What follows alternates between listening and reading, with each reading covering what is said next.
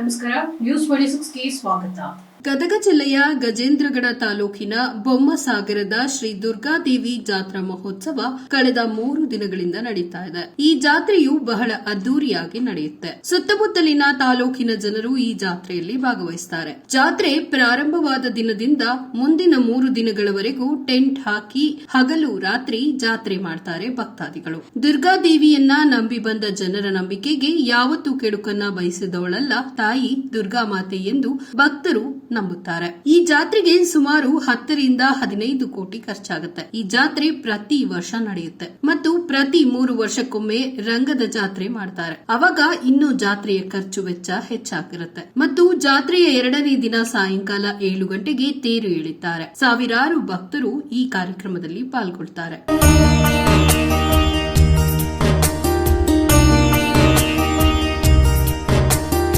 ವಿವಿಧ ಬಗೆಯ ಕಾರ್ಯಕ್ರಮ, ನಾಟಕ, ಟಗರಿನ ಕಾಳಗ, ಶಕ್ತಿ ಪ್ರದರ್ಶನ, ರಸಮಂಜರಿ ಹೀಗೆ ಹಲವಾರು ಕಾರ್ಯಕ್ರಮಗಳನ್ನು ಹಮ್ಮಿಕೊಂಡಿರ್ತಾರೆ. ಮತ್ತು ನಾನಾ ರೀತಿಯ ಅಂಗಡಿಗಳು ಜಾತ್ರೆಯಲ್ಲಿ ರಾರಾಜಿಸುತ್ತೆ. ಬೇಲೂರಿನಿಂದ ಶಾಂತಗೇರಿವರೆಗೆ ಜನಸಾಗರದ ಜಾತ್ರೆ ಹರಿದು ಬರುತ್ತೆ. ಒಟ್ಟಾರೆ ಹೇಳೋದಾದ್ರೆ ಬೊಮ್ಮಸಾಗರದ ದುರ್ಗಾದೇವಿ ಜಾತ್ರೆ ಗಜೇಂದ್ರಗಡದ ತಾಲೂಕಿನ ಹೆಮ್ಮೆಯ ಜಾತ್ರೆ ಅಂತ ಹೇಳಿದ್ರೆ ತಪ್ಪಾಗೋದಿಲ್ಲ. ವರದಿ ಪಾಂಡು ಗಿರಿಯಣ್ಣನವರ್, ನ್ಯೂಸ್ 26 ಕನ್ನಡ, ಬಾಗಲಕೋಟೆ.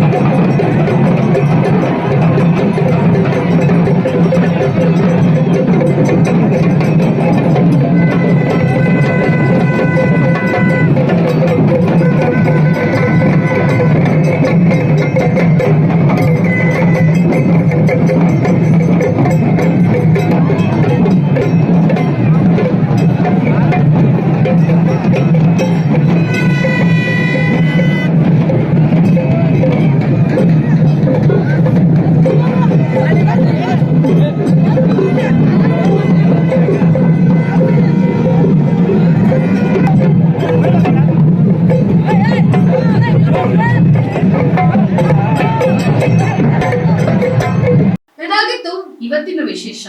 ಇನ್ನಷ್ಟು ಸುದ್ದಿಗಾಗಿ ನೋಡ್ತಾ ಇರಿ ನ್ಯೂಸ್ 26 ಕನ್ನಡ. ನಾವು ನಿಮ್ಮೊಂದಿಗೆ.